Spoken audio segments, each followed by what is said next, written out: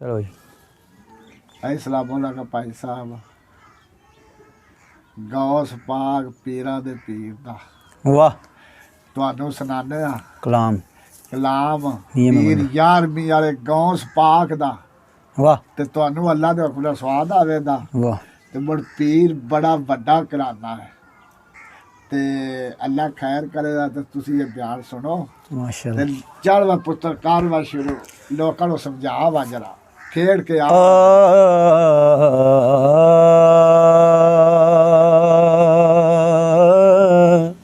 मियाँ मोहम्मद बख्श फरमाते हैं यार खड़ी रहमतुल्लाह अलैह। ਹਾਂ ਵੀ। वाह वाह मीरा शाह शाहां दा ਖੁਸ਼ ਰਹਿ ते सैयद दुई जहानी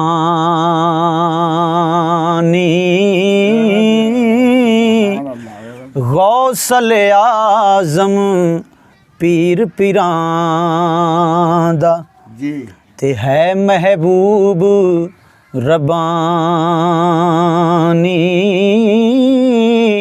गौसल आज़म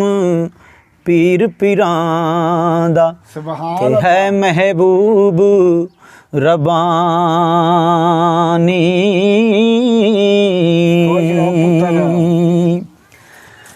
नानक दादक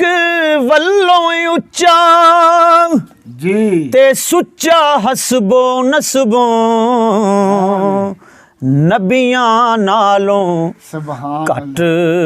नारे आ ਐਵੇਂ ਦੇ हर सिफतों हर वसबों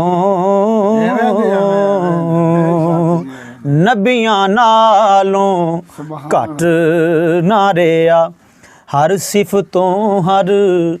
वसबों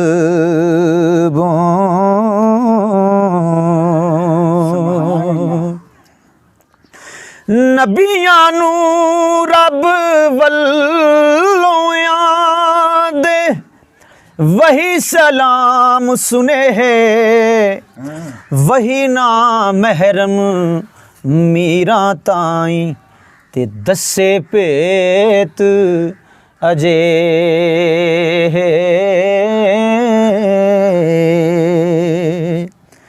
नाम 99 उस नू बख्शे ਸੁਭਾਨ हुक्म एहो फरमाया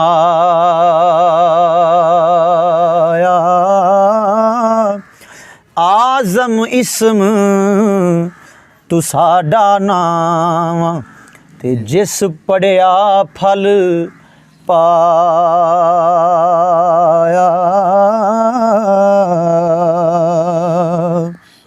ਸੁਭਾਨ ਅੱਲਾ होल नबी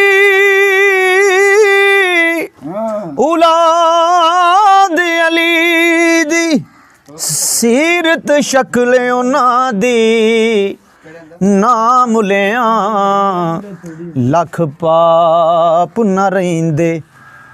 मैल अंदर दी जान दी नाम लिया ਸੁਭਾਨ लख पाप न रहिंदे ਹਾਂ मैल अंदर दी जान दी ते सैं बरसां दे ਸੁਭਾਨ ਅੱਲਾ मोए जवाए ਐਵੇਂ ते सुक्के नीर वगाए ਸੁਭਾਨ सै बरसां दे मोए जवाए सुक्के नीर वगाए खस्से रू फरिश्ते हथों ਜੀ ते लिखे लेख मटाए खस्से रू फरिश्ते हथों ते लिखे लेख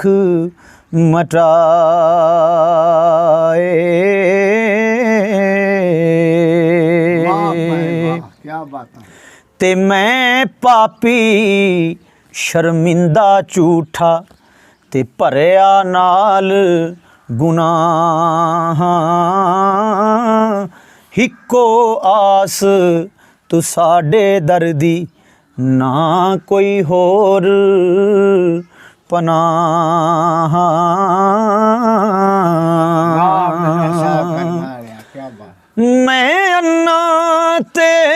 तिलकन रसता क्यों कर रहे संभाला तक्के देवण वाले बहुते तू हथ पकड़न वाला